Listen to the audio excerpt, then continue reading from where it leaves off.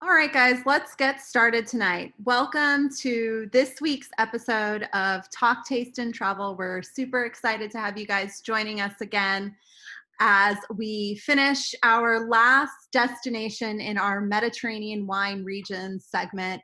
And this week we are visiting the beautiful Greek island of Crete. My name is Kristen Sandvig. I'm the founder of Houston travel agency LIONHOUND. And with me, I have my co-host Adele Corrigan, the general manager of Houston Wine Bar 13 Celsius. Adele, why don't you unmute and introduce yourself to everybody? Hi, everyone. Good to see everyone again. And everyone else I think everyone's been here for the whole tour of the Mediterranean, which makes me really excited. But for those who are first time viewers, it's me, Adele from 13. Come by and say hi. We are open for full service, 7 days a week. Currently, I am looking to hire a new bartender. So if you have anyone that you know who might be interested in a wine job, contact me. It's a great place to work, and it can lead to many other opportunities in the wine industry, in the travel business, and the restaurant business. So if you guys know anybody, definitely put them in touch with Adele. And with that, let's go to Crete, y'all. Let's take off and land in this beautiful Mediterranean island. You can arrive here by either air or by ferry, and it has lovely weather year round. One thing that is a little bit special about Crete compared to some of the other islands we visited, though, is that there actually are seasons here. And in the island's interior, it does snow up in the mountains. And we'll talk a little bit more about that later once we visit the wine regions. But one thing that is super cool about Crete is that many of the attractions tend to be open year round, where some of the other islands like Santorini and Mykonos that are really popular, they're very seasonal. But Crete has a large population of full-time residents. So you can visit the ruins, you can visit the archaeological sites, and you have lots of options available if you are traveling in the shoulder seasons. With the most beaches and the clearest waters in all of Greece, unique foods, wines, and world-class olive oil, and tales and legends of gods and monsters around every corner, the island has this unique buzz that keeps travelers wanting more. The history is rich, and it's such a special island, and many first-time people visit for only 3 to 4 nights, but all of the attractions and just the whole vibe of the destination brings people back again and again, whether they're history buffs, foodies, beach lovers, all of them have reasons to return. And with that, Adele, let's dive into Greece as a wine region. We have been to Greece before. This was one of our very first episodes of Talk, Taste, and Travel before many of you guys were probably here with us. And we had a really fun time doing that. It was before we recorded them, and we're super excited to be back. So with that, Adele, tell us a little bit more and show us where Crete is in relationship to the mainland of Greece and why is that important? The first thing to really understand about Greece is that it's actually very diverse in terms of climate and terrain and terroir than most people realize. What you're looking at here in this map of Greece, this is about the size of Louisiana. And it varies so much from these beautiful Mediterranean, dry, arid islands. And then as you get north into the mountains, there's these rolling pine forests. They receive snowfall in the winter. When we did our episode about Greece several months ago, we focused mostly in northern Greece and the wines that were produced from there. So now we are going south to the island of Crete. So if you're looking at your map, it's all the way that big pink island on the very bottom part down there. And on the island of Crete, you're going to find one of the warmest wine climates. Crete's the largest island in all of Greece. It's actually the 5th largest island in all of the Mediterranean. And it produces about 20% of the total wine production or wines that you'll find from Greece. Although most of the production that they do make is bulk wines, but there are some really cool quality wines, and we're going to taste a few of those today. This is also one of the most southern points in all of what is considered Europe. If you're looking at a map of latitude and longitude, Crete is right there in that 35th parallel. So in the wine terms, most quality wine is produced between the 30th and the 50th parallel. So being at the 35th, you're getting pretty far down south. So how does Crete sort of like combat the fact that they're maybe a little bit further south, a little bit warmer? And it's the fact that in the interior parts of Crete, there's some really high mountains and altitudes, as Kristen mentioned, receive snow, which you would never think, but these altitudes are so high. Some of them reach up to about 800 meters above sea level. So if we're going to compare that, 2 weeks ago, we were in Sicily and we did Mount Etna, and Etna reaches, 900 meters. So that's not too far off from where we were in Mount Etna in Sicily. And so this high altitude helps to sort of counterbalance the more southerly position in the winemaking world.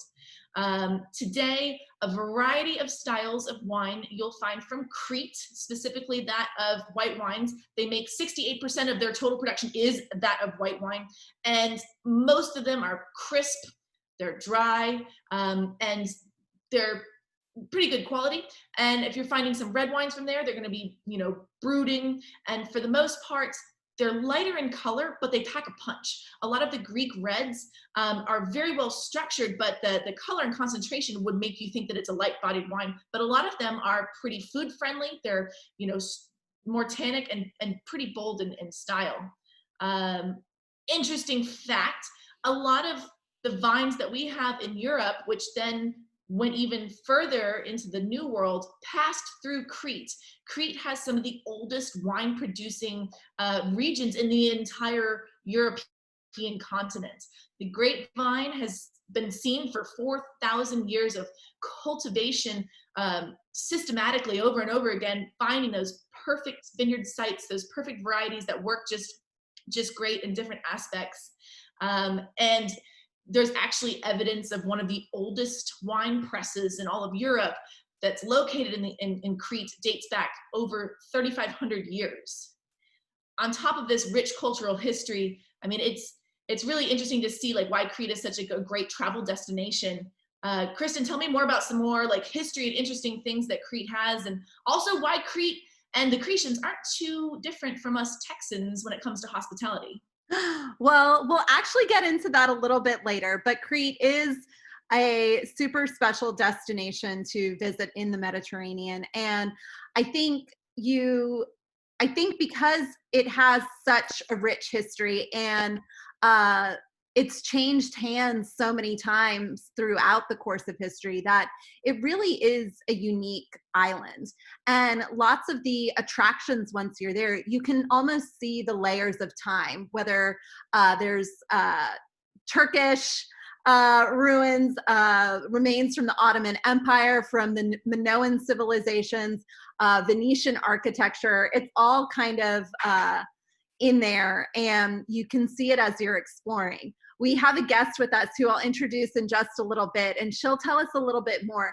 But Adele, let's get into our first wine of the evening. Tell us a little bit about everything that we're drinking, and then let's open our Daphnios and get this. Let's get the wine started first. So today's wines, all three of these are about small families, multi-generational winemakers, and a variety of different terroirs. The first wine that we're going to have today is a white wine from Douloufakis. The grape is Vidiana, which is one of the indigenous varieties of Crete. After that, we're going to go into Nostos ALEXANDR'S, Syrah, Mourvedre, Grenache. Three grapes that might be a little bit more familiar to most of those who are familiar with more of the French, specifically Southern Rhone wines. And then we're going to finish with Rouse Skipper, and these are two indigenous grape varietals from Crete. So we're really going to get a good overview section of both international and indigenous grape varieties from different vineyards, different terroirs, and different parts of Crete. So let's look at the map.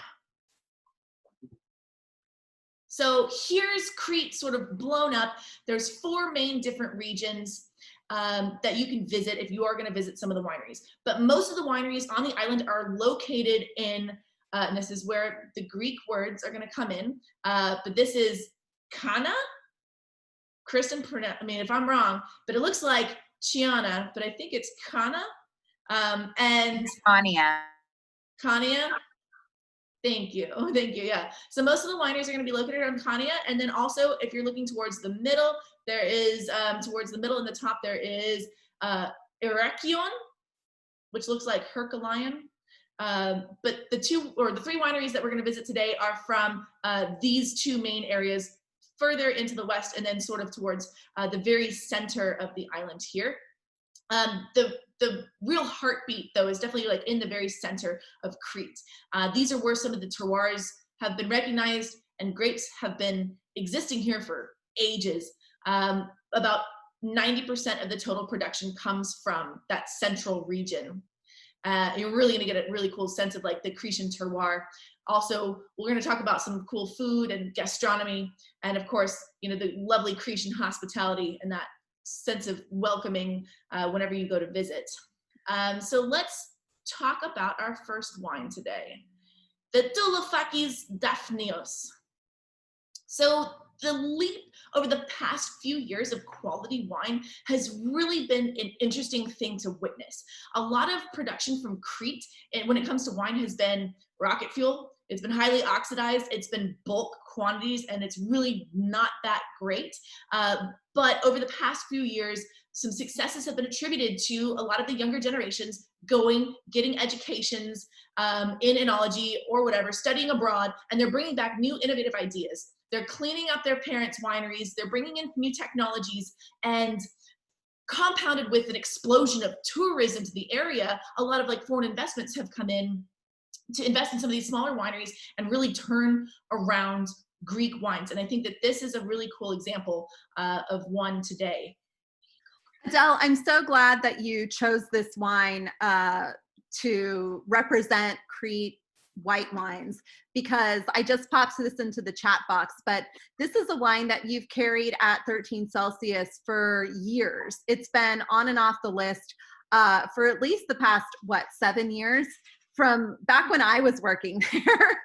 And I have always loved this wine, and it's one of the first whites that really turned me on to Greek wines in general, and specifically to Crete. So tell us, we'll talk a little bit more in a few minutes about why Greek wine isn't more famous than it really is, but tell us a little bit about some of these indigenous varietals and the white ones that really stand out and represent Crete really well, and this one in particular. So this wine comes from the Daphnis zone, and this is more towards the center part of Greece, where on that map we kind of talked about before, the central like spine, if you will, of Greece into the mountains. This zone itself takes its name from this village that dates back to the 11th century. It's one of the most important terroirs in all of Crete because it has a high amount of limestone soils, and limestone soils and white varieties are like a match made in heaven. Any white varietal that's planted on limestone really has an increased sense of acidity and minerality. There's something about how limestone reacts with the pH in the soil that translates directly into the wines after they're made, that wines have more acid when planted on limestone. It's seen throughout the world. And other examples, you know, in France and in Italy, and really right here in Crete. And so if you were to visit this winery from the coast, they're about 18 kilometers, like directly into the middle. And this is where the mountains are starting to approach, but the hills are still rolling and they're green. And they actually look a lot like Tuscany. They're planted with vines and olive groves all over the place. This producer as well, if you were to go and visit them, is very Tuscan influenced because their winery is all red brick in colors. And it kind of almost looks like a Tuscan villa, like tucked away into the hillside. The winemaker here from Douloufakis is a third-generation winemaker, and he in particular is an expert on the grape that we're tasting, Vidiano. Vidiano is an indigenous Cretan white-skinned grape variety, and at one point was almost extinct, but then a huge interest from local growers and consumers helped to really revitalize this grape and make it an interesting, delicious white wine. Typical wines of this grape Vidiano, they tend to be rich, medium to full-bodied, They have a wide spectrum of aromas and flavors depending on if it was a warmer or a cooler vintage. So cooler vintages, you're going to get more citrus and stone fruits. And then in warmer vintages, you're going to get more peach, apricot, and even tropical fruit flavors. But there's always this like singular mineral tone right through the mid palate that makes this like a really unique wine. It has that sort of special Cretan terroir, unlike any other wine produced on the island. You'll usually find Vidiano by itself as a solo variety. You're not going to really see it too often blended with other grapes, which is really cool too, because you get to taste what it's like by itself. Sometimes Vidiano also undergoes some oak treatment. It actually takes pretty well to oak, and we'll add some like sweet and spicy aromas to it. But the example that we are having today was not oaked. So everything that we're tasting from Dilophaces, Daphnios is fermented in stainless steel tanks, and there is no barrel usage in either the fermentation or the maturation of this wine. This wine is definitely something that should be consumed pretty soon. It's not something that could really be aged for too long. So if you didn't open it up tonight, you have till tomorrow to drink it. I'm just kidding. But you should probably consume it within the next couple of years. Over time, Vidiano kind of oxidizes a little quickly. So you'll get more of like a waxy, flinty, kind of buttery thing, which is pleasant. But then after a couple of years, it kind of drops off and maybe isn't the best. But like all Cretan wines, they deserve food to be paired with it. All the Cretans, along with their wonderful hospitality, they show you, they love wine, they love food, and they don't like to drink alone. So if you're ever there visiting and you're seeing people drinking, like they're in groups, they're with their families, they're with their friends, and they're always sipping on something, they're always eating something delicious. So this is our recommendation, just like a nice seafood risotto for this wine. If you haven't already picked something out for dinner, if you are in the mood to favor something, one of my favorite restaurants is Vinoteca Poscol. Yes, it's Italian, but they have a really good seafood risotto that they make that would actually pair really nicely with this wine. But then, of course, there's always the local Helen Greek Food and Wine. There's, I think, 2 locations, one in the Heights, one in the Rice Village area. If you're looking for really good Greek food and want to favor or Uber Eats or go pick something up tonight, check out Helen. They are really cool people.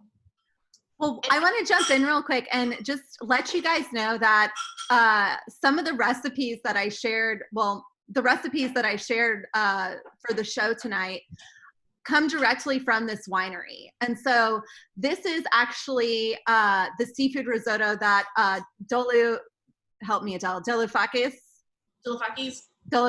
It's the seafood risotto that they recommend, and they have awesome recipes with Cretan dishes that are awesome with the wines from their estate, and then wines from the rest of the island that use some of those indigenous varieties. So it'll be exciting. I'm excited to hear who tries them. This is the one that we're going to work on because it's easier for me. But Adele, if you were to compare this white wine to like any other wine, maybe that if one wasn't into Greek wine and you were to compare this to something else more familiar, does this taste like anything familiar to you? That's a good question.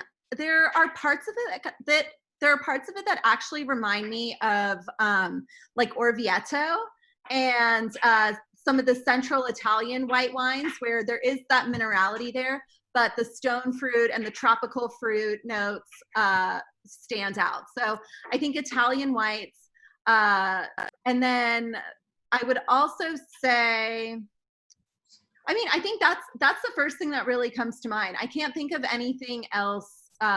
Maybe some parts of, it reminds me a little bit of a Viognier sometimes as well, of like a Rhone white, but it's not as rich. It's a little bit more, it has more of that acidity to it, and it has a little bit more of that minerality. But as far as the fruit qualities, it always kind of reminds me of that. And I'm not like the biggest fan of the white Rhones because they can be just a little rich for me. I like that more racy style of white wine, and this really kind of hits that. What do you think? Thinking of this, I would almost compare this to like a 7-year, like a Chenin Blanc from the Loire Valley. With the texture of it, there's a little bit of that waxiness. You get some chamomile kind of like floral, along with like the fruit qualities being more stone fruit and a little bit tropical on this. So I think you can easily sell it to someone who might like those Chenin Blancs with a little bit more texture. Cool. Well, let's talk a little bit more about why Greek wine isn't more popular than it is. When we visited Greece the first time we went there back, I guess it was early May when we did that. We talked a little bit about this, but for those of our guests who are new and or newer, tell us a little bit about the history of Greek wine and why it hasn't always been known for quality grape juice.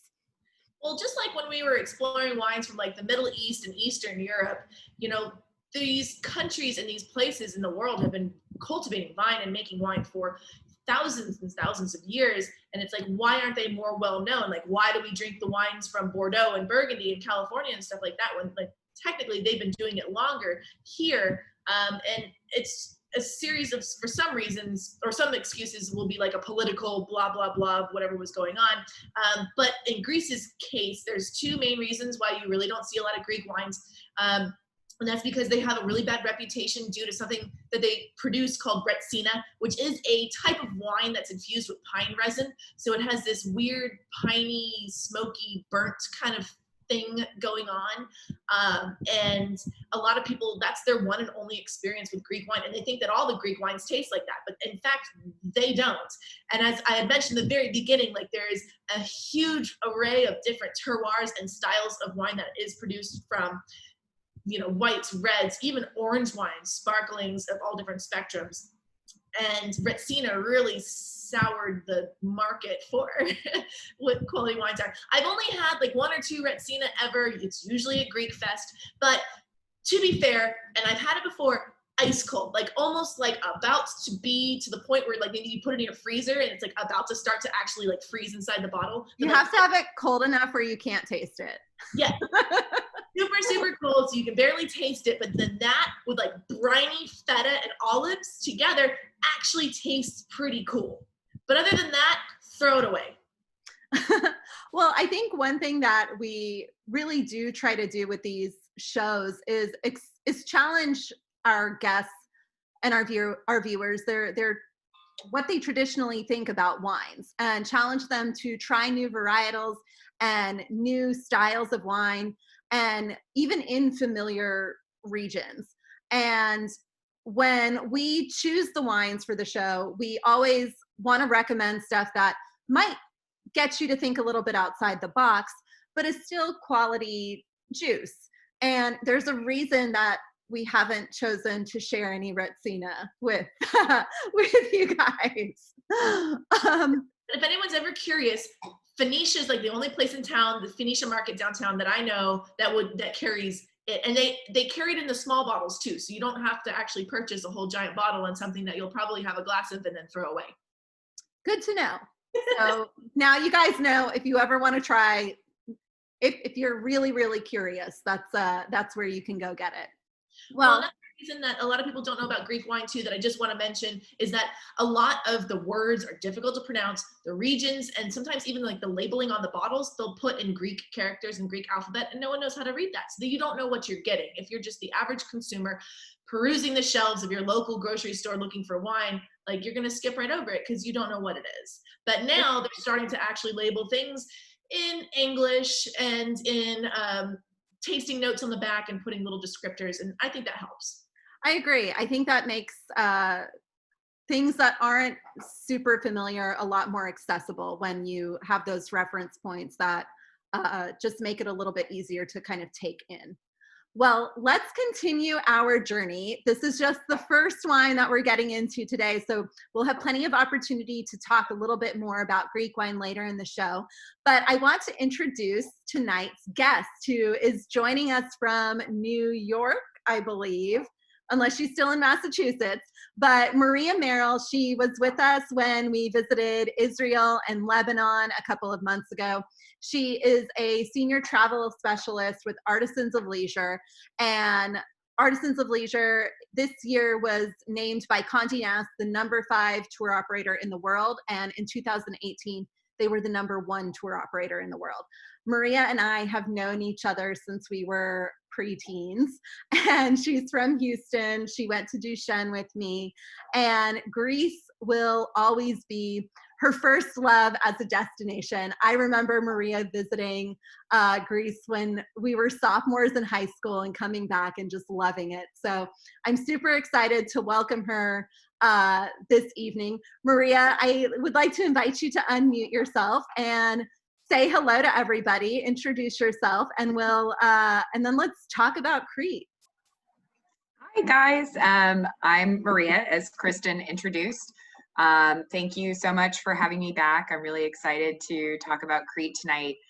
But I actually also wanted to point out that in addition to the travel and leisure wins that Artisans of Leisure has, we actually were just awarded #2 operator by Condé Nast Travelers Readers' Choice Awards. So that happened pretty recently and was also very exciting. So I just wanted to point that out. But yeah, thanks again for having me, and I'm excited to be here. Well, congratulations. I know that award is well deserved, and that you guys just do a fantastic job with your itineraries and truly providing that VIP experience, regardless of where in the world people are going. So we are super excited to have you here to talk about Crete. And as we get into everything, how would you describe the overall personality of the island? Mykonos is kind of the party island, Santorini, you've got these really awesome views, and each island and group of islands has their own little vibe. Where would Crete fit into all of that? Yeah, I mean, I actually often compare sort of the personality or vibe of Crete to that of the Peloponnese. They're both beautiful, sort of lush destinations that are frequently overlooked by travelers who are more focused on Athens, Santorini, and Mykonos. Islands like Santorini and Mykonos are very popular with tourists and have essentially developed around tourism. But Crete, on the other hand, feels very authentic and at times very rural. It's definitely a more off the beaten path and laid back destination. That's really interesting. This is when I send clients to Crete, it's usually like like parents wanting to take their kids as a high school graduation present, because they want to have like that beach island vibe, but they want it to be educational at the same time. So no, it's great for that. Yeah, Crete really has some unique history to it. And it is the birthplace of Zeus. It is where the Minotaur legend comes from, and where Icarus flew through too close to the sun. There are so many myths associated with Crete specifically. Do you have a favorite? I do. You actually pointed it out. So, Crete is a great destination for history and mythology buffs. I'm sure everyone is familiar with Minos, King Minos and his labyrinth. Just a quick recap, if you're not, he basically built a labyrinth to house the Minotaur. And each year, 7 girls and 7 boys were chosen to enter the labyrinth as tributes to become food for the Minotaur. Reminder, this is mythology. This went on basically until, the hero Theseus entered the labyrinth, and with the advice of Daedalus and help of Ariadne, King Minos's daughter, he was able to kill the Minotaur. My father used to read me Greek mythology when I was a kid instead of, standard kids stories. And, one of the reasons I find Crete to be so interesting is that it is the birthplace of the Minoan civilization, which is, a Bronze Age civilization, that flourished basically from like 3000 BC to 1100 BC. But Minoan civilization, the name Minoan comes from Minos. And I know we'll talk about this a little bit later, but the ruins of the Minoan Palace of Knossos, which were discovered in 1878, excavated by Sir Arthur Evans, a British archaeologist, revealed a very complex structure of more than 1,300 rooms, which has actually led to the speculation that the Palace of Knossos, especially with all of its bull symbolism, was the inspiration behind the labyrinth in this Greek myth. So I thought that was really, really cool. I mean, there are a number of other examples, but that is my personal favorite. That is a really good one. This is the one that stands out to me when I think about Greek mythology, and when I think about Crete, I always think of the Minotaur story in the labyrinth, and it's so intertwined in the history of the island. So Yeah. let's talk a little bit about how many days you would recommend spending there, and how to get there. Do you have to connect through Athens, or are there other destinations that combine really well with it? What makes the most sense if you're kind of including it in a bigger Greece or a bigger Europe trip? Sure. So for those who have the time or just want to dedicate their trip solely to Crete, which I highly recommend, I recommend usually about 8 to 9 days. As Adele mentioned, it is the largest of the Greek islands, and it's really too large to be able to see everything, all of the island's highlights with day trips from just one hotel. So if you have 8 to 9 days, you can split up your time on the island basically between Eastern Crete and Eleuunda and Western Crete, closer to Chania. And this just allows for like a more in-depth experience. That being said, if you combine it with other destinations in Greece or Europe, I'd say 3 to 4 nights is sufficient for, a nice introduction. In terms of flights, there are no airlines that fly direct from the US to Crete, so it is easiest to fly to Athens and then continue on to Crete from there. But there are many major European airports, including London Gatwick, Belfast, Berlin, and Geneva, that have direct flights to Heraklion Airport on Crete. Good to know. I think that's something when people are looking to tack off multiple countries, having a familiarity with what makes sense logistically is always really good to know when, just putting an itinerary together and what makes sense. So let's talk about hotels. We are starting our trip today in CHANIA, which Adele mentioned, and which is where most of the wines we're having today are from. Maria, give us an overview of why you like these three hotels, and then we'll dive in a little bit deeper as we talk about what to do and talk a little bit more about each one in detail later on. Sure. So there are a number of, luxury options in and around Chania, but I would say these 3 are the top options. My personal favorite is Casa Delfino. It's this boutique hotel set inside a renovated 17th century Venetian mansion. It's very centrally located in Chania's historic city center. You have easy access to local shops and restaurants. So it's just a really great option to be in town, in the heart of everything. You have a more boutique experience. You're able, obviously, to explore other parts of Western Crete.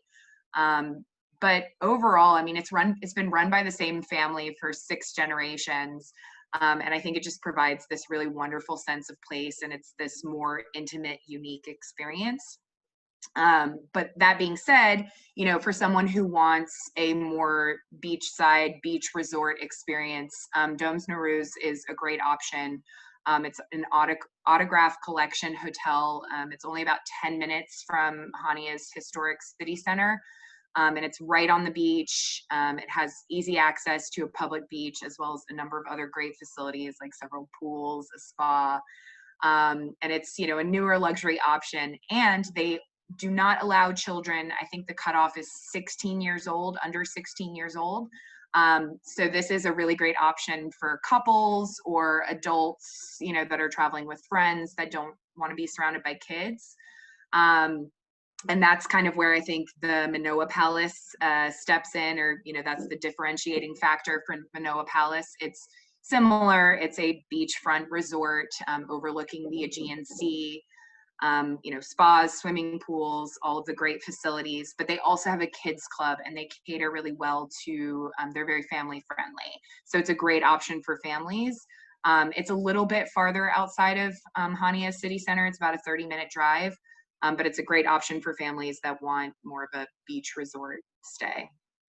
That's really good to know. So there is something here for everybody, depending on what your style is, what your interests are, and you really do have a well-rounded representation.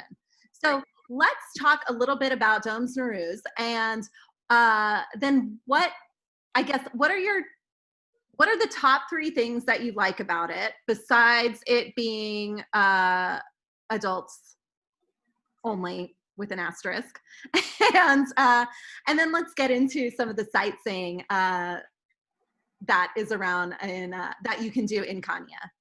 Sure. Well, I like that it's a newer property. I think it opened in 2016. I may be wrong about that, but it's a newer property, very modern, contemporary. I like that. I love that it's beachside, but it's still, you know, only 10 minutes to the historic city center. So it's not as far out as, you know, Manoa Palace or some of the other beach resorts in the area. So it's a great location while still getting that beachfront experience. And the spa, it's really great to basically enjoy spa appointments and cocktails and just relax at this property overlooking beautiful blue waters. It looks gorgeous. Yeah. And when I was checking out the properties before the show, the wine bar it just grabbed my attention. And so I wanted to include a photo of it. But the top picture here is actually the view from one of the rooms. So you can see what your terrace would look like if you were there. And Crete isn't all just beaches and ruins and history. What are some of the things that really stand out for more active travelers who want to get into the interior of the country and mix up some wine tasting and cooking and food and all of that with something a little bit more adventurous? Yeah, I mean, you know, obviously there are beautiful beaches, cute local towns, great food, ancient history. But Crete is a spectacular hiking destination. You know, there are just so many hiking trails through stunning gorges, mountains, and beautiful landscapes on Crete. You know, the most famous of the gorges is Samaria Gorge. It's located in the White Mountains, not too far south from CHANIA. It stretches about 10 miles all the way to the shore of the Libyan Sea.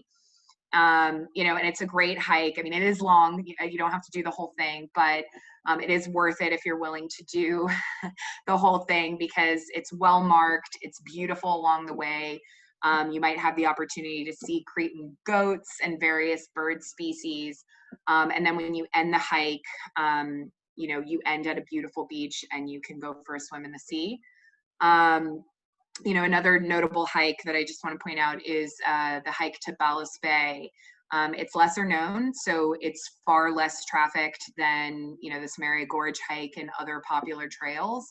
It's a short, steep hike, you know, down to a beach, but the views of lagoons and the crystal clear blue waters are really spectacular, and you can really end with a dip in the water on that one as well. But yeah, I mean, all in all, I mean, most people think of beach and, you know, poolside relaxation when they think of the Greek islands, but Crete is this large, beautiful island with a huge interior with tons of outdoor and hiking opportunities. I'm so glad that you mentioned the goats because you weren't expecting that. So one thing that I think is really cool about Crete is there aren't any native predators to the island. And so you do have goats and you have like small mammals that are there, but this is a super unique, that kind of reminds me of New Zealand. That's the only other place that I've heard of that's a thing where there aren't any natural predators. And so walking in these mountains, you don't have to worry about some of the things you have to be a little bit more cautious about if you're hiking in other places. And I think that's something super cool about this. And I know we have lots of really good hikers who enjoy coming to the show. So being able to share some of these cool places to stretch your legs, and especially in the White Mountains, which I know are also a big part of the wine region, this is just the perfect little place to really do it all, I think, when you're in Crete, it sounds like. And so let's talk about the Minoan Palace. This is, you said, a little bit farther outside of town, and it's a little bit more family friendly. But what are a couple of other things, like 2 or 3 other things you really like about it that make it stand out as a property? Yeah, I mean, because it is a little bit further out, it feels more exclusive. It feels a little bit more rural. So somebody who really wants to kind of get away from it all, this is a good property for that. And I mean, really compared to the other ones, I do think one of the biggest selling points, and I know I said this already, but is the fact that it is so family friendly. I do think it's the best option in and around CHANIA for that. But I would say other than that, really just kind of the feeling of exclusivity, if you want to get away from it all. Sure. And in the area, one of the things that, whether you're staying in town or out of town, the ruins and the archaeological sites are some of the biggest attractions of the island. Most people are coming here because they want some of that historic, they want those historic experiences and excursions. So tell us a little bit about these particular sites and what stands out about each of them and why we should want to visit them if we haven't heard of them. Yeah, sure. So, as I said before, Crete is a great destination for history buffs. There are tons of ancient Minoan ruins and archaeological sites, these being a few of them. PHAISTOS, well, let me back up. So there are 4 main Minoan palace ruins that have been uncovered on Crete. They include the Palace of Knossos, PHAISTOS, Malia, and Zakros. Of those 4, basically the 2 most interesting or most notable ones are going to be the Palace of Knossos and PHAISTOS. Palace of Knossos is very popular with tourists, and some sections were reconstructed, which was a bit controversial when it happened. So some visitors find that it's a bit too crowded at times, it's not authentic enough. So I think PHAISTOS is a really great option, and it's less visited. It's just well worth it. It is a little over a 2-hour drive from either Alunda or CHANIA, so it's a bit of a drive, but it's the 2nd largest Minoan palace after Knossos, and it is the best preserved, so well worth the drive if you are interested. Also worth noting is nearby Gortine. It's the ruins of one of the largest cities in Crete in ancient times. It began as a Minoan city and was later a local capital under the Romans. But the main highlight of the site is the law code of Gortine, which is a list of rules governing relationships and property that was inscribed on a wall in the town in the 5th century BC, which you are able to see when you go visit, and that's very cool. Aptera is another archaeological site that's only about a 20-minute drive from CHANIA, so very convenient, sightseeing from CHANIA. It's an archaeological site on a hilltop overlooking the water. It has Minoan origins, but was also, an important settlement during the Hellenistic period and the Roman Empire.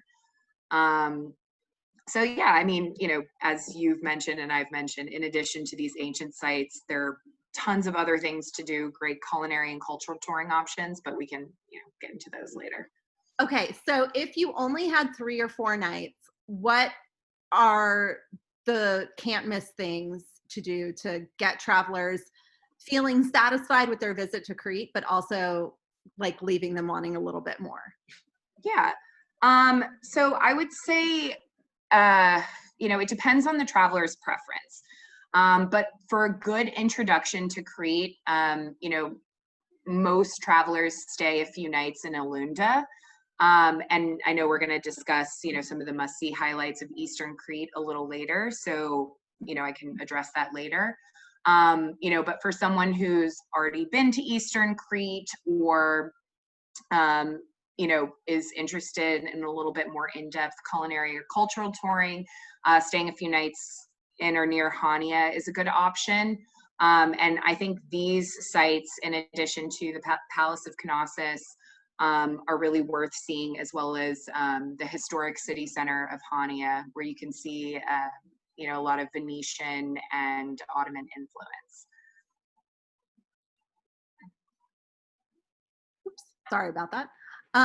We had a quick question, and it was, do you recommend guides to the historical sites and the hiking? And I said, definitely for the historical sites to really get the most out of it. But what do you think for the hiking? If the gorge is well marked, is that something people can do on their own, or do you recommend having somebody lead the way?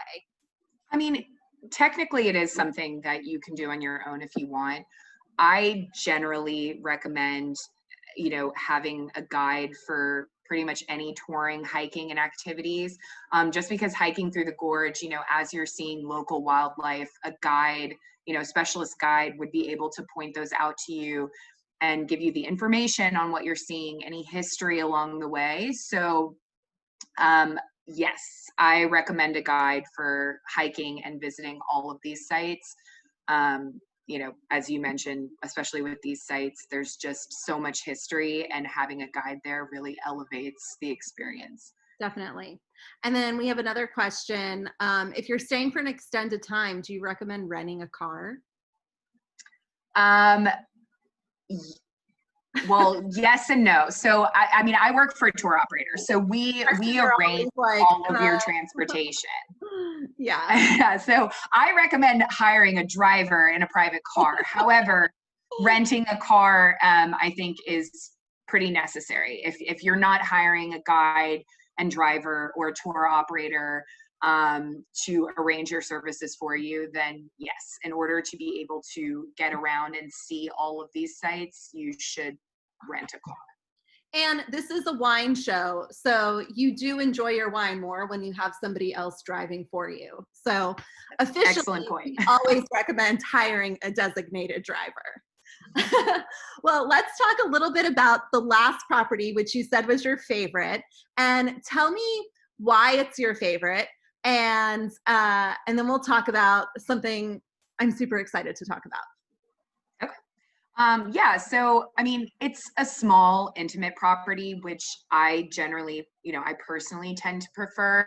But primarily it's the fact, as I mentioned, that it's been run by the same family for 6 generations. And you'll find, you know, as we continue talking about Crete, and if you ever get to Crete, you'll find that so much of what you experience, you know, visiting farms and olive estates and wineries, that a lot of these places are just have been run by the same family for multiple generations. So for me, staying at a boutique hotel that is run by the same family for multiple generations is just the perfect way to experience Crete. It's like the perfect sense of place.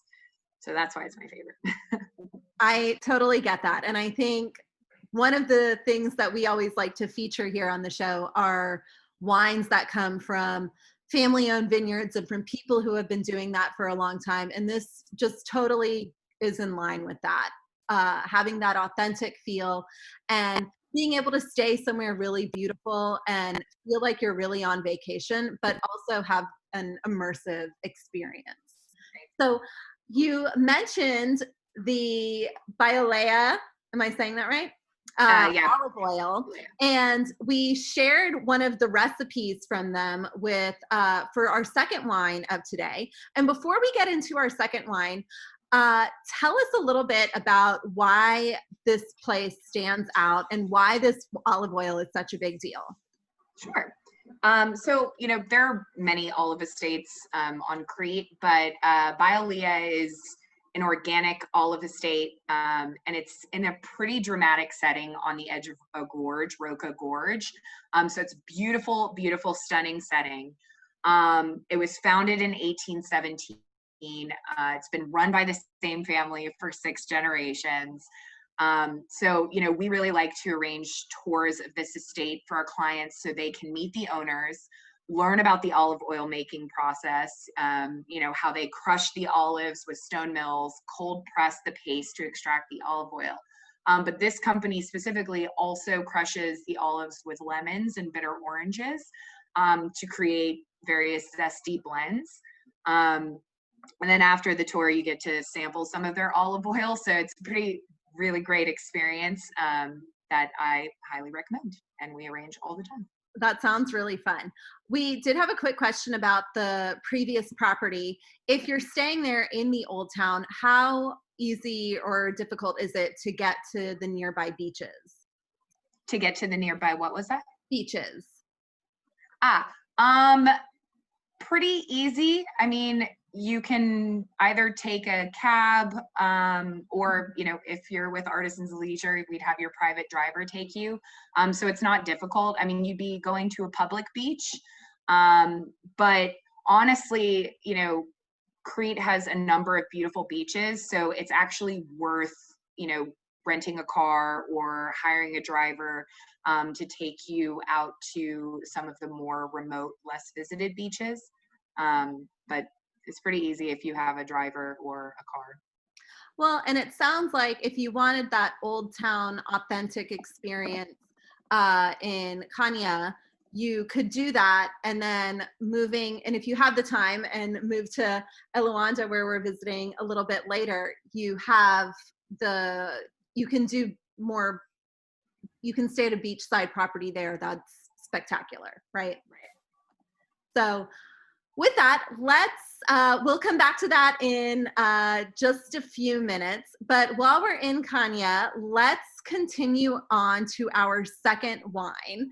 And Adele, why don't you pop back on and tell us a little bit about this wine that we're drinking now and why it's interesting. I noticed that it has some of those grape varietals that we're a lot more familiar with. So the first wine that we had was very central in the mountain spine of Crete.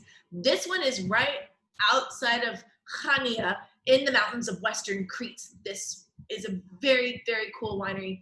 If you aren't drinking this wine, you should put it in your glass right now because it's absolutely delicious. I'm so excited with how this wine is drinking right now. And this is a winery that's spearheaded by the youngest daughter of Ted Manozakis. So if you actually look at the label, it's Manozakis Winery. Nostos is the name of this wine. And so this youngest daughter, her name is Alexandra, and this wine is named for her. But her father, Ted, is the owner and founder of Manozakis Winery. He was born in Crete in 1943, and he left his village following the same journey that a lot of Greeks make, and that's over to the New World, into America, to make a name for himself, and was an enterprising young man, and possibilities were endless. He went to school for business, real estate, industrial security, and hospitality. And at the same time that he was over there, he was constantly missing home. He was very homesick, which is where the name Nostos comes from, which in Greek means yearning to come home. So after making a name for himself in the New World in the United States, he came back to the land of his birth, which is that of Crete. But he wanted to be more than just a mere visitor or a vacationer or someone who has a part-time home. He wanted to give something back to the land that he loved, and that was to start this winery. So in 1993, they gave birth to Manozakis Winery, and the very first vineyards were planted. However, Ted Manozakis is not an enologist. He's not a viticulturist. He's just a guy who made some money doing a lot of real estate and was born in Crete. So he decided to put this amazing team together of experts, including some very familiar names that I mean, people that I recognize in the wine world who have an amazing pedigree about them. The first of which was Laurence Farud, who is a lady from Domaine de Pigou in Châteauneuf-du-Pape. Another person who consults with them, Pascal Marchand from Burgundy. This is cool. Pascal Marchand, he's got his own documentary. It's called Grand Cru. It's a whole like hour and a half long about like how cool he is, and the next hot thing in Burgundy, and the wines that he produces are out of this world, expensive, and like highly allocated, along with different wine producing, or wine experts from the Jura, and winemakers, and all together, everyone's kind of collaborated and told them that they think that this area of Western Crete specifically does really well with Mediterranean varieties of Syrah, Grenache, and Mourvedre. So in addition to, yes, they also have some other different projects or different wineries that they make with different parcels of, you know, indigenous varietals. Their main flagship wines, they use these like Southern French grapes. So you're having a GSM today from NOSTOS, ALEXANDRA'S. And if you haven't tasted this wine yet, put it in your glass right now and give it like a really good whiff. To me, this wine almost smells like it's like Northern Italian, but then you taste it, it tastes like Châteauneuf-du-Pape. Like it tastes like a really well-structured, riper vintage French red wine. This is one of my favorite examples of like good quality Greek wine, where the nose reminds you of Italy and terroir, but then the palate is refined like the French wines are, but using the very precise, more elegant choices of whether it's oak aging or just fining and filtering, and an absolutely elegant, delicious wine. I can't stop drinking it. I'm supposed to save some for dinner later, but we'll see what happens. I love it too. I think it's absolutely fantastic. And this is my style of red wine. French wines are some of my favorite in the entire world. And this it does kind of have that French influence to it, but it is cool, but it has something uniquely different at the same time, which is what is so cool about wine. What are some of the dishes that you would pair with this? I shared a recipe by Leah that it was a Mediterranean lentil salad with artichokes, lentils, tomatoes, all of these vegetables that grow on the island and that are fantastic. What would you pair with this? What do you like with it, Adele? What are you having for dinner? Well, so most Cretians don't eat a whole lot of meat, especially red meat. They'll eat a lot of fish and like fresh vegetables. And so I think that although this is like a really like medium plus bodied structured wine, it sees a little bit of oak, it's got really good fruit to it. I think that like the picture that you'd shown, which is like a lentil dish with some like, you know, fresh vegetables, I think that like the lentil quality and that like sort of like earthiness would go really well. But this wine could easily, I think, stand up to like a traditional Greek salad, a heavier fish, something that's going to have maybe a little bit more of like a buttery, creamier sauce to it as well would be really good. I think that this is maybe something with olive oil. Right, anything with olive oil. But I think this is also just a great wine that can just be consumed by itself. It tastes great altogether. The blend, 40% Syrah, 40% Mourvedre, and then 20% Grenache Rouge. Another cool thing about this winery that I do want to recommend if you are to go visit, they will pull out the red carpet for you. They have winery tours, off-roading vineyard tours. They will plan a dinner for you under the stars. They even have cooking lessons and jewelry making classes that you can do. So you could really plan like a whole afternoon only visiting this one winery, and they will entertain you for the entire time. Along with the Cretians have this really like, I always compare it to like Southern hospitality, but like they really like to show you all around. If you're trying to plan like an hour visit, go ahead and block 3 hours off, because you'll end up having so much fun and they're going to take such good care of you, and you'll eat and eat and eat and drink. That's everything in Greece, right? Everything ends up taking longer because you end up just having so much fun doing what you're doing. I was there, not in Crete, but I was in Greece back in 2015, and I had lunch at one of the like famous restaurants in Santorini. And it was late afternoon or like early afternoon. The main lunch crowd kind of came, they'd gone out, and the sommelier was there, and she ended up coming over and chatting with me. Next thing I know, she's sitting at my table. She's bringing wines there. I was in Greece by myself. So I have this woman with me who I just met, and what I thought was going to be a nice but not very long, like quiet solo lunch ended up being like a 4-hour event. And it was amazing. And it's one of my favorite memories of just that entire trip. I think I remember this because I think when you were there, you were texting me and sending me pictures. That's probably true. That's probably true. I was having the best time, and I had way more to drink than I intended, but I was walking, so it was fine. But it was just such a special experience, and I think is a really good example of the Greek hospitality in general, and how leave time to go a little bit more slowly, because it is a place where you want to connect and you want to indulge, and in all of it, right? In the food, in the scenery, in the history, you want to really soak it in and experience it. And so this isn't a place to rush through by any means. Let's keep traveling, and we're heading east now.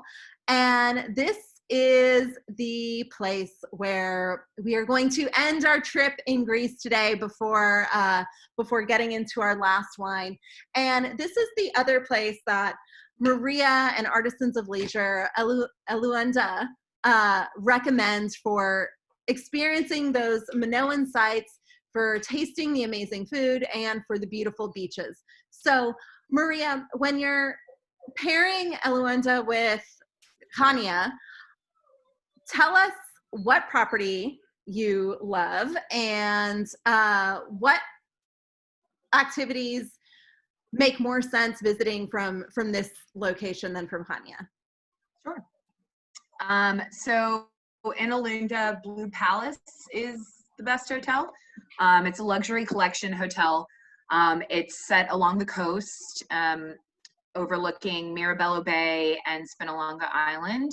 It has its own beach and is just a really great option for travelers looking to combine, beach resort relaxation with touring of the eastern side of Crete. The Palace of Knossos and PHAISTOS are best done sort of en route between Eluenda and CHANIA. It's about 2 hours from each, kind of in between on the southern part of the island. But from Eluenda, it's, it's more, the eastern part of Crete tends to be a little bit more resorty, but it's also the quietest part of the island. So it's perfect base to explore further east. In terms of, must-see highlights in this region, the island of Spinalonga, which you can get to either by public ferry or private boat, is super interesting stop. There's just a variety of historical ruins on the island that offer this look into the many different purposes that the island has served over its history. It once was a peninsula that was connected to the rest of Crete, but in the 16th century, the Venetians dug a channel to create the island and then built fortifications and salt pans on it. During the Turkish occupation, the island became a haven for smugglers and Christian refugees. And at the beginning of the 20th century, the island was a site for a leper colony. So today you can really see the remnants of this history, making it just a really interesting must-see, highlight of the area. In terms of other highlights, they're just really great local villages that are known for traditional crafts, like Crete, which is known for weaving. You can explore these local villages, shop for locally handmade items, see, Byzantine frescoes in, a small church near Crete. Also, like I said, the Palace of Knossos, which is a great site in Heraklion, very popular site. Also, the ruins of Leto, which are about a half-hour drive from the Blue Palace, located in these remote hills.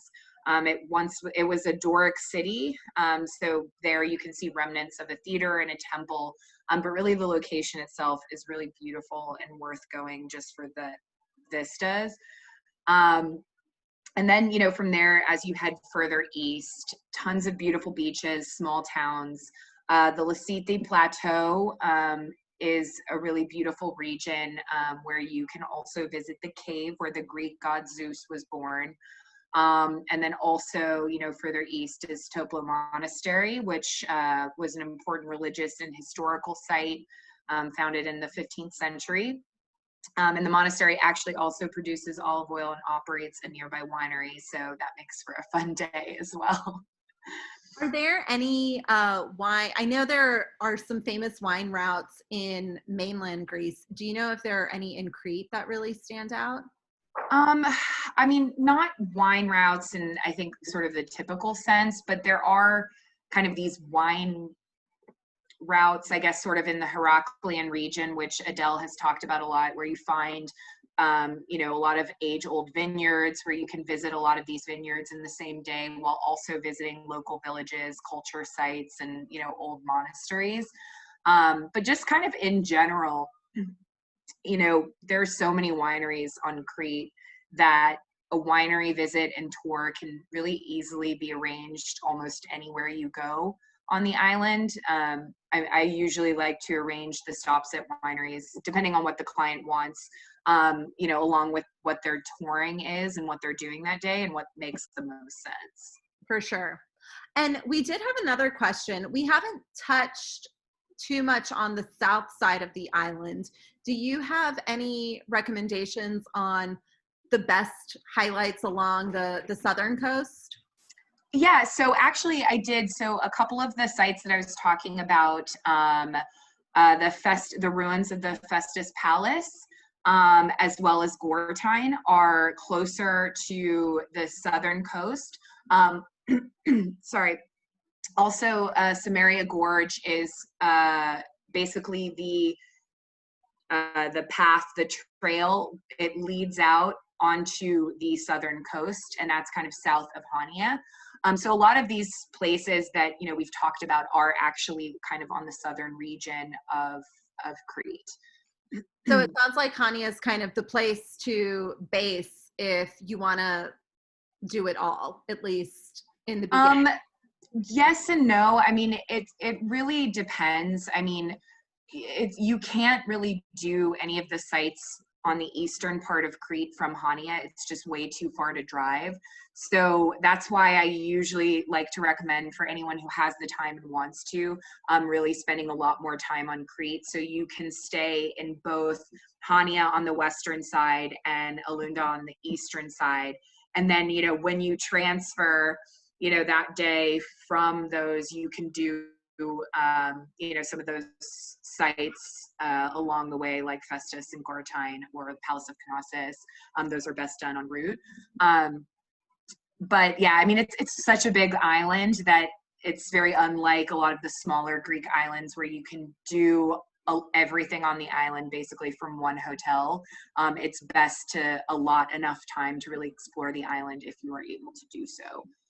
That's really good feedback. And so before we get into our last wine, I do want to just encourage you guys, if you have any questions for Maria, pop them in the chat box. We've been kind of asking as we go, but we will give you guys an opportunity to unmute yourselves and to ask her, but after our final wine. But I want to ask one last question. And what is something you think that people don't necessarily realize about Crete before they plan a visit that really makes it stand out and just makes it a special place? Yeah, I mean, obviously, other than all of the things that we've already talked about, excellent food, excellent wine. It's such an incredible destination. And like I said, it is too often overlooked. The best part of Crete is this laid back, more traditional way of life, especially in the smaller towns.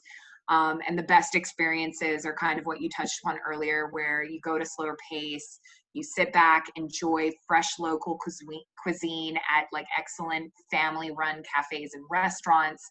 But just all in all, I really think Crete offers so many opportunities for really authentic, off the beaten path experiences, you know, the kinds of experiences that are harder and harder to come by on the more popular, more frequently visited islands. So definitely recommend moving Crete up on your list of must travel destinations. I haven't been to Crete yet, and I can't wait to go. Hopefully, in the near future, it is a place that has always been high on my list, and I hope to have the opportunity. And before we get into our last line, if you guys do have any questions for Maria, pop them in the box. We'll get to them before the end of the show. And with that, Adele, let's open up our final bottle of the night, and let's talk. We visited. We talked a little bit about this wine group back when we first visited Greece back in May. So let's pop this open, talk about it. Tell us how to pronounce these Greek varietals, and what makes this wine so cool. So this is pretty cool. You can see in the picture, these are vineyards in the snow. If you didn't believe that it snows in Crete, how, you know, far south you are and you're on this island that seems so like tropical and beautiful, this is how much in the very center along that like mountainous spine in the middle of Crete, like you're so high in elevation, it's snowing. It's pretty crazy. So although like the second wine that we had was all the way on the western side, now we're back into the towards like the center of Crete with Heraklion. Maria, I'm gonna look at you on the pronunciation for that one. Heraklion. Heraklion, thank you.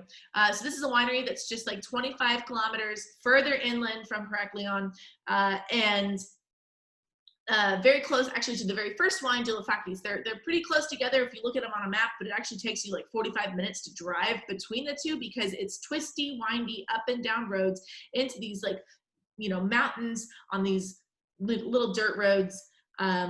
So if you are going to visit the two, you can probably do it in one day. But this is a project from Rouse. It's a family owned and operated project. And they, the word Rouse itself is derived from the Greek word of flow, or the continuous progression of things.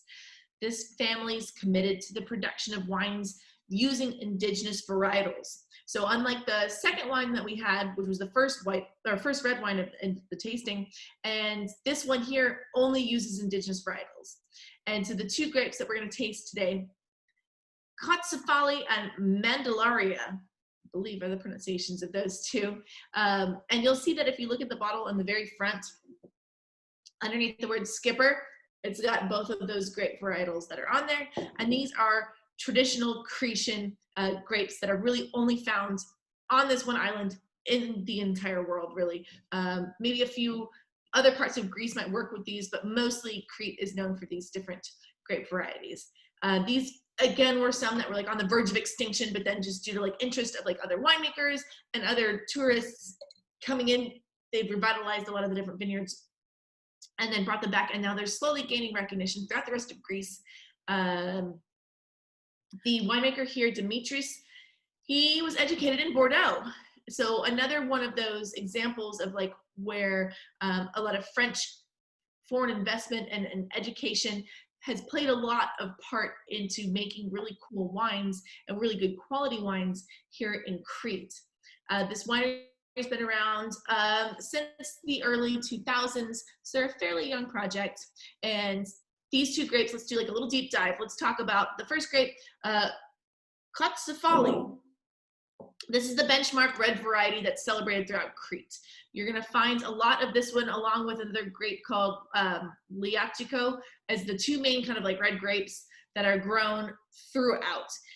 Specifically, Kotsafali though makes like dry red wines that are low in color, they're intense on aromas, and they also have the ability to reach high alcohol levels.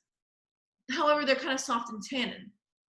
So to counteract that, they blend it oftentimes with Mandalaria, which is a grape that has thick skins, full of polyphenols, which increases the color, high tannins, and really nice texture. So where one grape lacks, the other just picks it up, and they make this like beautiful blend together. And you'll commonly find them together blended to create like a fully well-balanced, very nice wine. This wine in color, I mean, it's gorgeous ruby red in the glass. It's got that cherry red, just like super, super bright color. You would almost think just by like the clarity, you put your hand underneath it, you can see your hands. Like you could read the newspaper through this wine. You would think that maybe this is like a fuller Pinot Noir or something like that. But when you taste this wine, it's grippy. It's got that, you know, medium plus tannin. Like it's a pretty full-bodied wine, but it's also very elegant. Let me jump in really quickly. I have a question. Would this be something kind of comparable to like a Nebbiolo, where it's a light-skinned grape that has a lot of intensity to it? So I think that would be like a really great comparison of the Cazzafolli grape, being that it's like a lighter skinned grape. Okay. Like a Nebbiolo or something. If you are smelling this wine, for sure, there's that sense of terroir. There's that sense of like earthiness to it. And again, the nose reminds me of something Italian, actually something Sicilian. Kristen, like do you have this wine open? Because I know you were a solo drinker. So, okay. So the next time that you open up this wine, think about the wines from Kos. They smell like a red from Kos, from Sicily.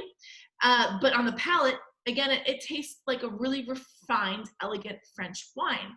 It's got a little floral finish to it, dried tobacco. Like it has that other kind of thing going on. And that's just like, I guess what— Speaking my language. Yeah, this is just the terroir of Crete. It's that smells like it's going to be like an earthy Italian, but the palate is super refined and soft and French.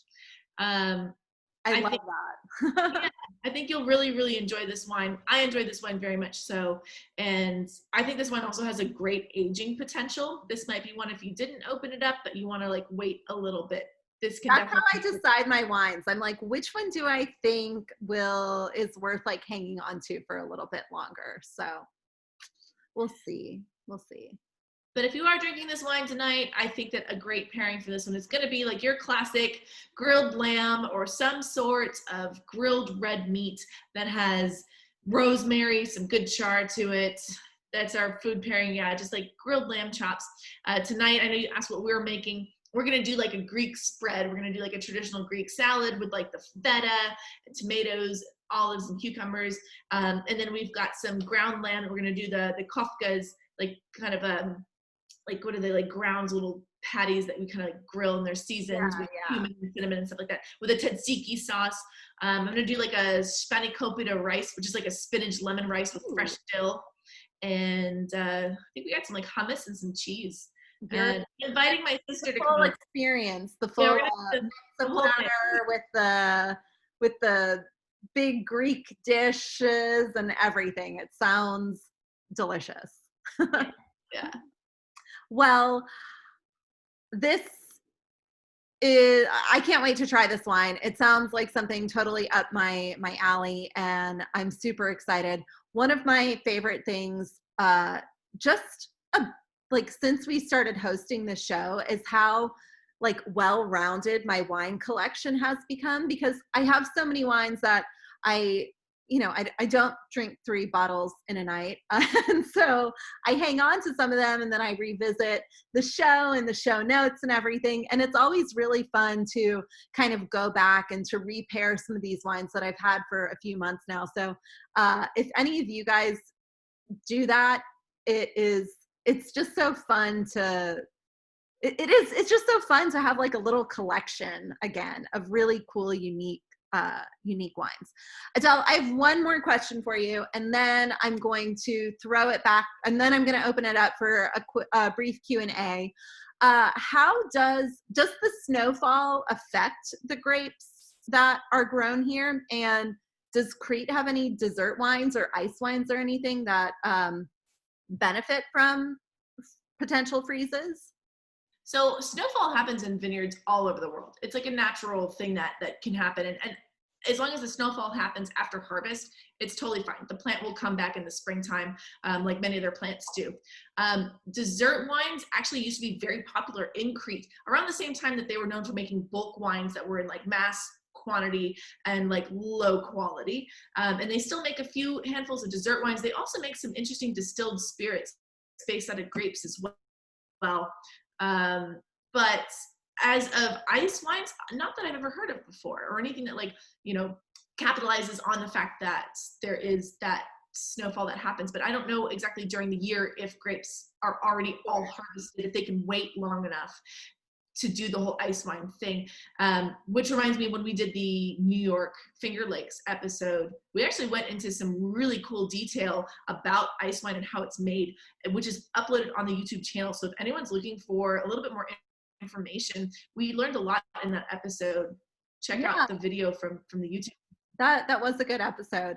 And actually New York and then the Israel and Lebanon episode have been our two most watched episodes on YouTube. Just, I was checking and, you know, measuring the stats today and everything. Well, guys, I do want to open up the floor for questions and give a special thanks to Maria and to Artisans of Leisure for allowing her to join us and be a part of this evening. If you guys do have any questions, pop them in or feel free to unmute yourself and ask her directly. And while you're doing that, Adele, Mary asked that you send, oh, you just saw it. Mary asked that you send the spanakopita recipe to everybody as well. Question? I do have a travel related question. Yeah. For all the towns in Crete, are they almost all entirely around, they looked like they were all entirely around the coast, but are they all anchored by like little beach towns and beaches and ports? Or is there a little bit more variety? Like, is there anywhere that you'd recommend not staying in or visiting? Maria, do you want? Yeah, I mean, there are towns throughout Crete. I mean, obviously even inland, but you know, the Minoan civilization and just Crete and how it started, it was basically a trading culture. So most of the major cities and towns basically developed along the coast because they were essentially trading ports. So that is going to be where you see kind of most of the action, where the best hotels are going to be, you know, along the coast. But there are, you know, small towns that you can visit when you visit, you know, ancient sites and other attractions more inland. Good to know. I just saw the chat box and Adele has Iron Sommelier tomorrow. Adele, is Iron Somm in person this year or is it virtual? How do we know what's happening with that? Iron Somm has been super weird this year. So we had to turn in our themes that we were going to compete with like way back in like late August. And the first part of it was in mid-October and it was a judging. And we went over to Caracol, which is part of like the Caracol Hugo's Backstreet group. We went over to that restaurant, did our theme for the judges. It was filmed. And then we had to go back 2 weeks later, do another thing where there's like a small clip where it was filmed of just one of the wines from your competing theme.